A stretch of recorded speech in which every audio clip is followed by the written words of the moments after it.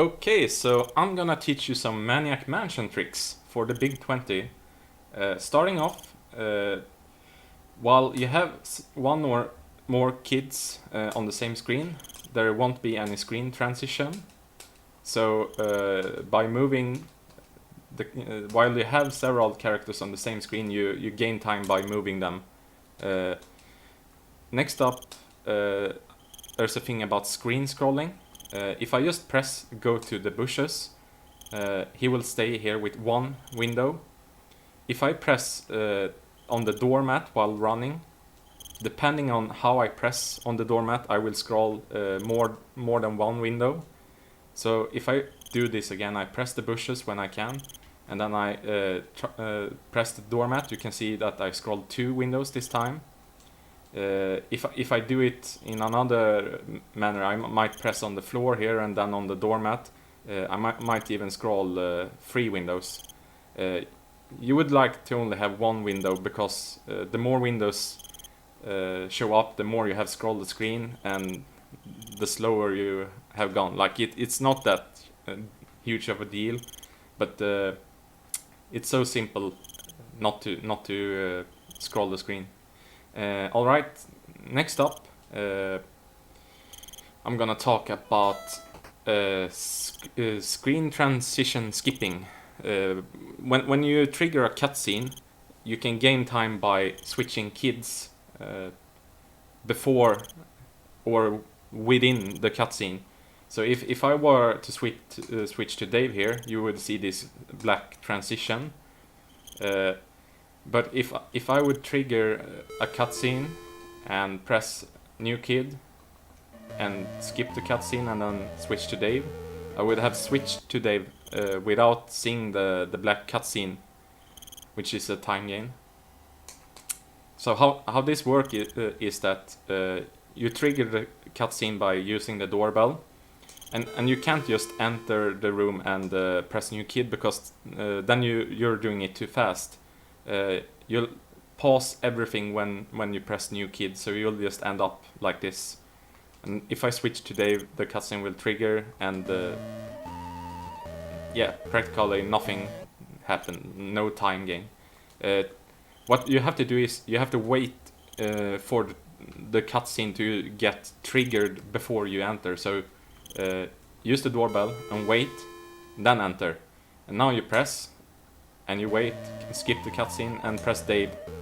As soon as you see the menu down here, you can press A. So the inputs are after you use doorbell, enter the door, you press A on new kid, you press twice on B to skip the cutscene. You can mash B if you want. As soon as you see the menu down here, you can press A once, just once. If you spam it, it's gonna trigger a double. It's gonna buffer a double switch. You can also just hold over here and press BA.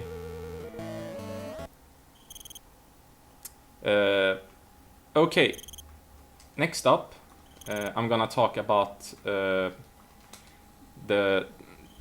see, I'm just gonna bring my notes up here. The stairs, actually, these stairs. If you want to do the fastest strats, you want to get Ed down as soon as possible so you can enter his room, and the fastest way is simply to call the doorbell, switch to Dave. I'm used to grabbing the key in between there, and as soon as we trigger the cutscene, we want to bring Dave. You also want to just scroll 1 window here with Dave. So if you press the top area here and switch to Racer, you will see that Dave, he goes beyond the screen. So if you move Racer to about here, she'll get caught instead. Now Racer wasn't in position, so Dave got caught, which means that we have to go with Racer. So that's only about optimization. If you want See if we can do this the proper way. Too fast.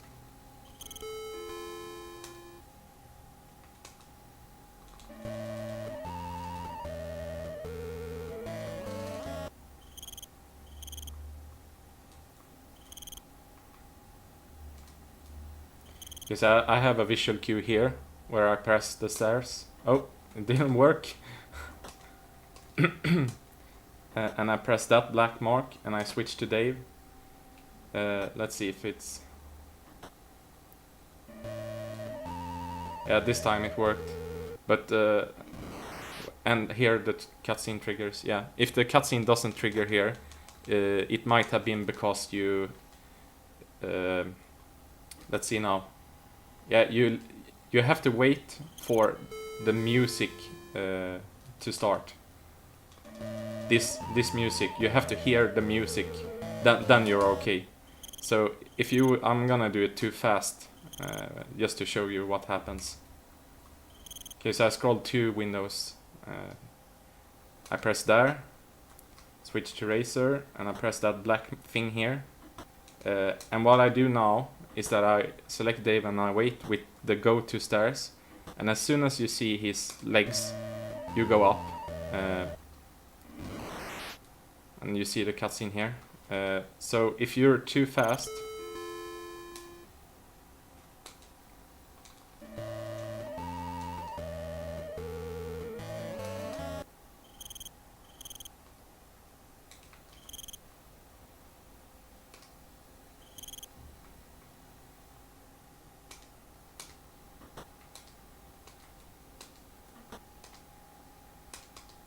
like if you do this over and over and over again, sometimes you might react on his legs. Like, oh, I'm too slow. Shit. Okay, well, whatever. If you're pressing too early, just because he doesn't catch Razer, you won't trigger the cutscene and nobody gets caught. If you want to play it safe, you could simply do this.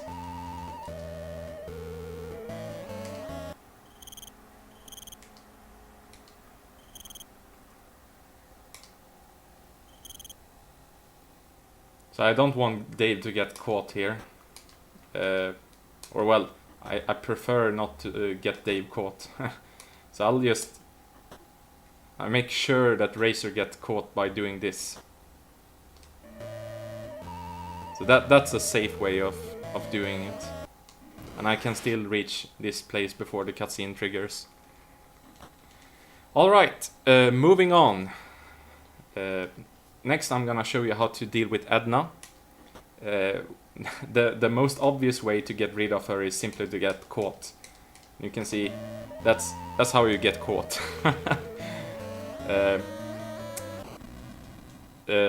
Some might not want to get caught, so we can use the new kid glitch.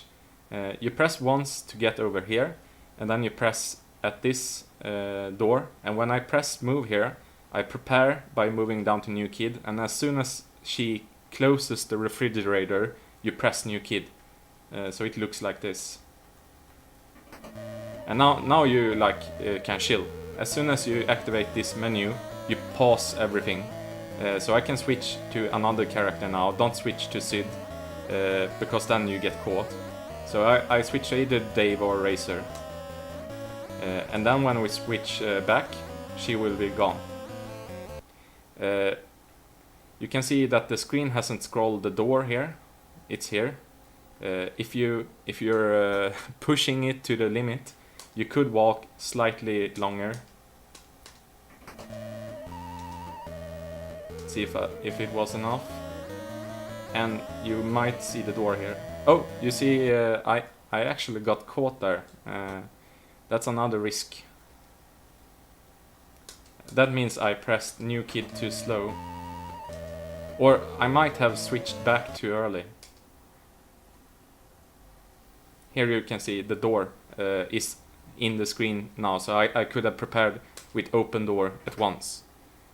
But the safe the safe way is just going to this panel here and preparing with the new kid, so you can listen for the refrigerator. As soon as it closes, just push new kid.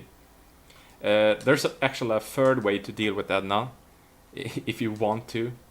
As soon as she appears, you just run back. So you can outrun Edna, like this, and she will also be gone.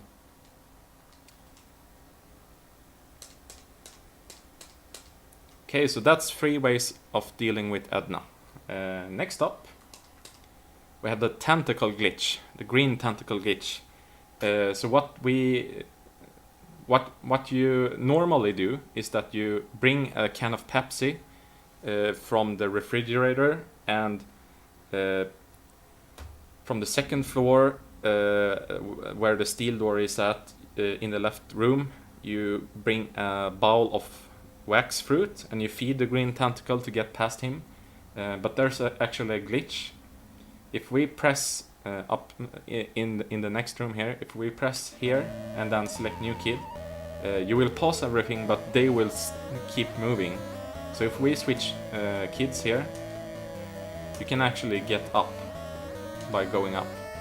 This glitch is kinda scary sometimes, because when you go upstairs here, you want to grab the key card in here. Right now Ed is in his room, so he would catch me if I went in there. The problem is that if I somehow get caught by someone upstairs, I will never be able to go up again because of some weird coding. I'm not going up there. That monster got my friend. There's nothing you can do to get rid of this. This is a soft lock. So you're not gonna get up with any other kids for the rest of the game. So don't get caught before you get the green, the card key in Ed's room.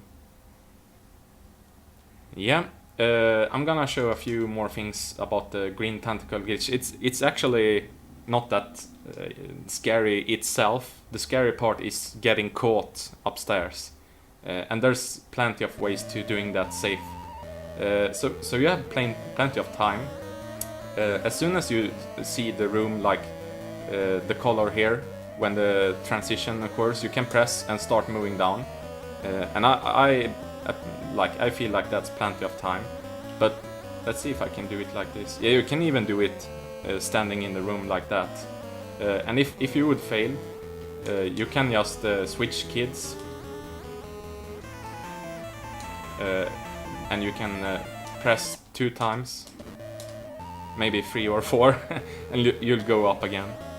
Also, if you get caught by him, like pushed back, you can also let's see. He pushes me back. Instead of pressing here and going down, you can give yourself some space here to act on. So just move there and press new kid. So that it's really easy to get it.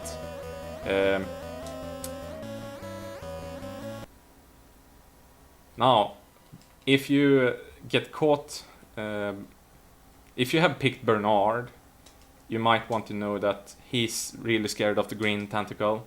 If he goes up here, he will scream and go down again. So you can't use Bernard to feed the green tentacle. You lose control and he just runs down.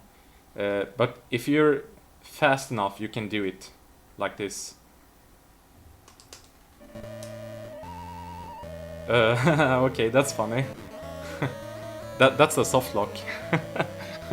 Okay. It's actually really freaking scary to do it with Bernard, because if you do that, you soft lock the game. But you can do it like this. But I really advise you, do not pick Bernard. Like, if you're doing this, don't pick Bernard.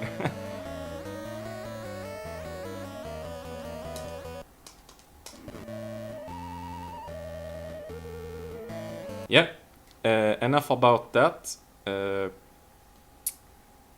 just gonna talk about Ed before moving on. When you're done on the top floor, you want to get, most often want to get caught by either Edna or Ed to get to the dungeon faster than just walking down again. When you're getting caught, I'm gonna save here just to show you. If you run in here and press new kid, you can see I ran past him, and you might switch to another kid here. You actually don't get caught. You trigger another glitch here, so you can move around in Ed's room without anything happening. You can't pick anything because then he catches you. The thing what I want to say is that let him catch you like this before you switch, because now you will get down to the dungeon for sure. So if you press new key too fast, you won't get caught. It's slightly different from how it works with Edna, because if Edna catches you, or she's here, not here right now, but if Edna catches you, it's slightly different from Ed. Anyway, let's move on. That's actually. Let's see if Edna is in this save. Nope. Okay, I actually had a save state here to talk about. Oh, there she is.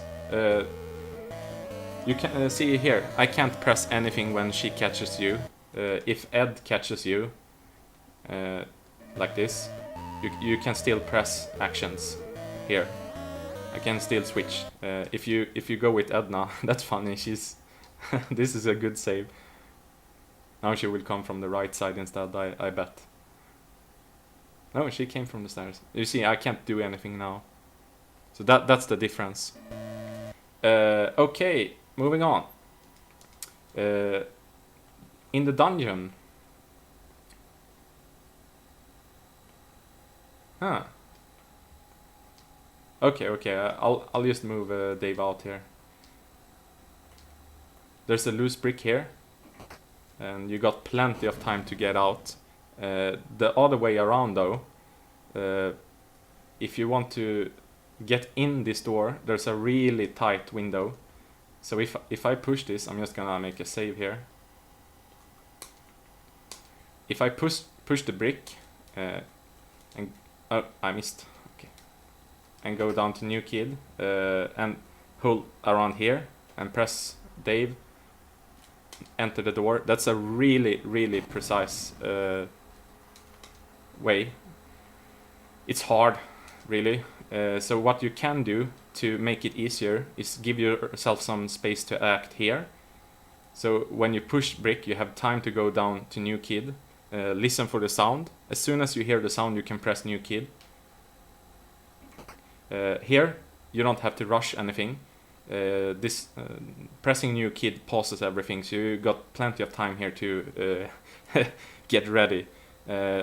A funny thing about the cursor is that it accelerates. It starts kind of slow and then it goes up to speed. So if you want to make this even easier, you can start the cursor around here and you speed up and you press around here on Dave in this case, and you go up and press the door. This will giving you the space here to press new kid as soon as you press the loose brick, and then do the acceleration and press the door will give you like 1 to 2 seconds more to act than what I showed you first. So it looks like this. 1, 2, out. Kinda. Okay, so that's the re-enter the dungeon trick if you want to do that one.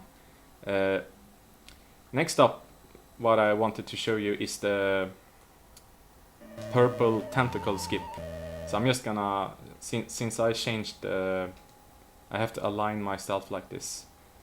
When you open the secret lab, you're standing like this, about to enter the door. So outside, I have a character prepared to ring the doorbell. Just gonna make a save here. So what you like can do is simply ring the doorbell, switch to, I think it was Sid, and just spam in here. You see there, I was not fast enough. So now I would have to wait here before the second part of the cutscene triggers. So instead of trying to get this one, which is really precise, I think it's usually I use Dave to do it and see this down here, so it's just this distance here makes it impossible. So let's see if I can do it with cursor acceleration. This is just for my own sake. I really don't have to show this. There we go. There we go. That's what it's supposed to look like. And now you can skip the purple tentacle. Okay, so to make this easier for yourself, you use Dave instead as your main character, because he's at the top here. Now, to make this easier, you can also walk away like this. Use doorbell, hear the sound, switch kid, and go in. Much easier. Okay, so the last part, the last trick I'm gonna show you is in here. So what you normally would do in a run is that you would open this locker and get the radiation suit, because when you walk into the room here with the meteor in it, he's gonna shoot at you.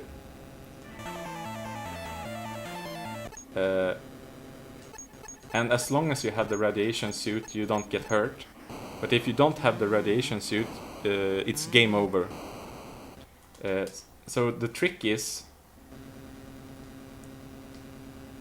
in a run, you would use the machine here, and he won't shoot you before the cutscene triggers. But if you're slightly too late here,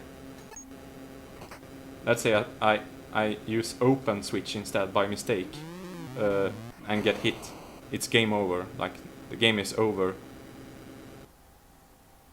So for safety, I recommend grabbing the radiation suit, but if you want, you can actually use the switch and trigger the cutscene. You can actually, I'll show you here, can actually move towards him slightly. If you do it precisely, you can move kinda long. You saw that I barely got hit before the cutscene triggered. So that's really pushing it. I just have to wait for the cutscene here before I show the next part.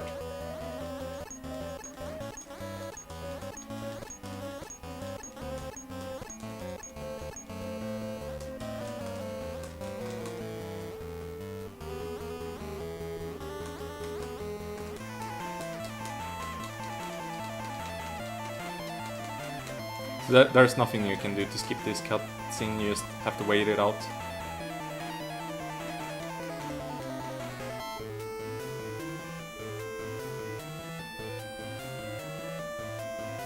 Okay, so let's save it. Maybe here. There we go. So what you can do now is another cutscene. Oh, it's the same cutscene. If you grab the meteor, you can see now you have the radiation suit. But keep in mind that if you're standing here and for some reason mess up, he can still kill you. So if you're scared, that cutscene is really annoying now. If you're scared, you can simply go out here, and when you go back, you'll have time to grab the meteor. This is a weird save now, because usually if you do ring the doorbell to skip the purple tentacle, you're in between a two-part cutscene. The part where you see Ed acknowledging the doorbell, like, oh, the doorbell, that's the first part. The second part is when he opens the door downstairs. In between those two cutscenes, you'll have more lag than usual, and that might cause this room to be different. So if you use the switch here and you don't move anything, without the suit, and you go towards him and grab the meteor, that's gonna be precise in between the cutscenes. If the cutscene is, see if I can show it. You can see the lag, right? There's lag here. You can see, ooh, so much lag. And after the cutscene, look at him running now. I'm not sure if you can tell the difference. I feel it very easily. Anyway, if you just grab the suit, you don't have to worry about this. Yeah, that's what I have for